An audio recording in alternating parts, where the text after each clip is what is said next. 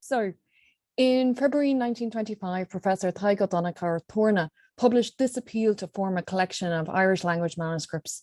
He notes how manuscripts are scattered across the world, and he appeals to those who have Munster manuscripts in particular to cooperate in founding an Irish language collection. He places this call in the context of national regeneration following the foundation of the Irish Free State. He makes a special appeal to the clergy and to teachers to help with this work. The aim is for students in the university to have access to such manuscripts for literary development and to publish the manuscript materials. Lastly, Torna notes that non-UCC researchers will also have access to the manuscripts too. So it's telling that the first number of collections acquired by UCC, bar Torna's, were from the clergy, and non-UCC researchers continue to have access to our manuscript collections even in COVID times. The first collection, that of Professor James E.H. Murphy, Professor of Irish at Trinity College Dublin from 1896 to 1916, was acquired by UCC in 1926. It comprises the first 77 manuscripts of the main Irish language manuscript collection, and Dr. Brondona Crohur described the collection in 1991. In November 1941, UCC Library acquired Canon Patrick Power's manuscript collection. He had been lecturer in and later professor of archaeology in UCC from 1915 to 1932. The acquisition comprised 28 manuscripts, manuscript numbers 78 to 105, and we ultimately acquired another one, manuscript 174. When Canon Power owned the manuscripts, he described some of them in the Gaelic Journal across 1904 to 1905, and a digital edition of the Gaelic Journal is available from Villanova University. But there are other issues. Commentary on the Power manuscripts is in English, and the description of the manuscript is in Irish, but it's written in the Cloghailach rather than the Clorovanach. So if you're not as familiar with that, it can be tricky to understand it. Then UCC acquired Professor Tycho Donachar Torna's manuscript collection following his death in 1949. Professor Padraig de Bruin catalogued the collection in 1967. The 111 manuscripts comprised 76 traditional manuscripts and 35 co-flower or copybooks. And these are distinguished in de Bruin's catalogue by T1, which is in the Roman numeral script, or T1 in the Arabic numeral script, which requires us to carefully check with researchers as to which is the requested items. T1 in Roman numerals is really T77.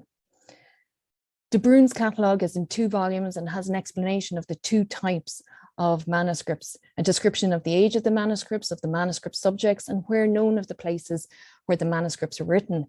It also includes where it was known in 1967, who had published on the collection, including Torna himself, and an index of the first lines. Many of the scribes are Cork ones, and there are overlap with the main Irish language manuscript sequence, so that there are manuscripts composed by Donegal Flynn, the O'Longoin family, Padraig Sandoon, Sean O'Dreada. And there are other interesting things to note. So TXXIX was written by Chas O'Farrell in 1894 in Boston, and TXXXVIII was written by Brian O'Rourke in 1841, 1842 in Leitrim, and I guess neither are really known now as Gaeltachts.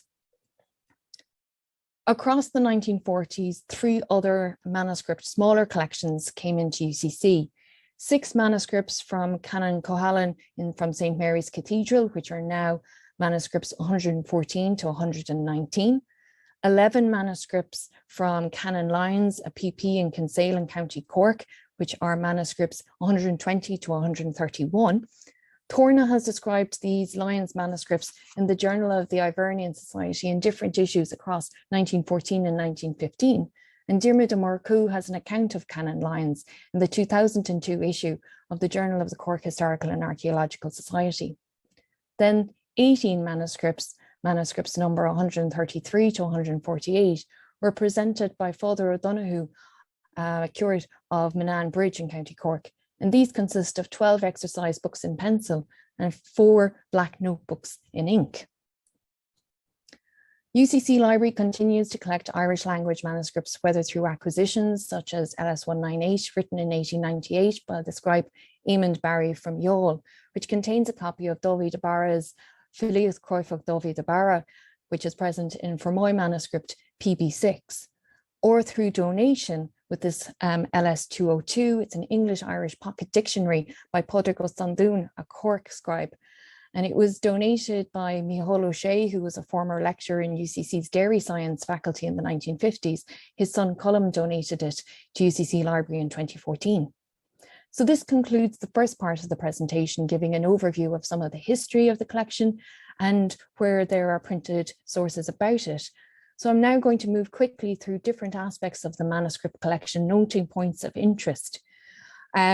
You can find some of our manuscripts online on Irish Script on Screen and also on Connell UDC's online exhibition. So to provenance, prior owners of the collections of the manuscripts can be found in different places, whether on the end leaves with Mr. Flynn, who is as a signature twice within the manuscript, this bookplate of George Augustus Hill, or indeed on the binding. All of the Lyons manuscripts have this particular gold tooling. Scribes place their names in different places throughout the manuscript, some more readable than others, and then some in English. So we see Edmund Phelan on the end leaves. I think this is Elaine towards the end of the manuscript, and Sean O'Henoch on the title page. With the donation of the Book of Lismore by the Chatsworth Settlement Trust and the Duke of Devonshire to UCC in 2020, the Book of Lismore is now the oldest manuscript that we have in the collection, and frankly, it's a joy. It dates from the 15th century and is older by some 200 years to the next previously oldest manuscript, which was LS3 Keenlay Valon from the 1640s, and both of those are available on Irish Script on Screen. Of the 300 manuscripts that we have in UCC, the majority date from this 19th century. Some are a mixture of 18th and 19th century hands, and there's approximately 46 from the 18th century alone, and then 10 from the very early 20th century. And these dates may be derived from the manuscript, where a scribe dates a title, as with LS90, or a colophon, as with LS61. The size of the manuscripts also vary substantially. So these two small ones on the left in Torna's collection are less than 11 centimeters. LS128 it's kind of hard to see on the screen, but it's really quarto sized. And LS1 is folio sized. And then the bindings vary substantially as well. And I've been told that having no binding at all is actually quite common.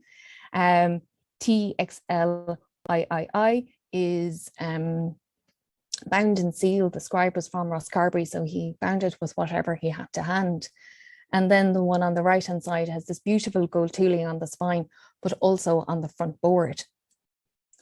The content varies substantially as well. Donnacha Flynn added this map of Ireland and its place within Europe and various trade routes. It's inserted into LS61. Other content is frequently tales, Octar an Bhádar Bhéal, religious works, almanacs. It varies substantially, though we tend to see a lot of repetition throughout. I have yet to see anything bawdy. It'd be interesting to see. There's lots of different decoration, which varies from simple line drawings to various more complicated letters to coloured in decorations at the end of the texts. And then the influences from the print culture are evident, with plates inserted, making it more familiar to whoever was the reader at the time. Since 1925, when Torna published the call, UCC Library has acquired over 300 manuscripts from the 15th to the 20th centuries. And of course, there are other Irish language works in the collection, such as printed items and older printed books, Munster Printing, Torna's own book collections, various newspapers, and personal collections, such as the folklorist Seamus An Bhailiúcháin. In the 1850s, Joseph O'Longoin created manuscripts with traditional decorated letters. Typically, I've chosen a page that doesn't have one. Ruling and an English translation to appeal to a then non-Irish speaking contemporary cohort for the most part. I look forward to how UCC Library continues developing the Irish language manuscript collection, the traditional study of these items with 21st century audiences, be it through cataloguing, analysis, or online visualizations of some of the connections that I've described today. So that's the end of my presentation, and I'll stop sharing.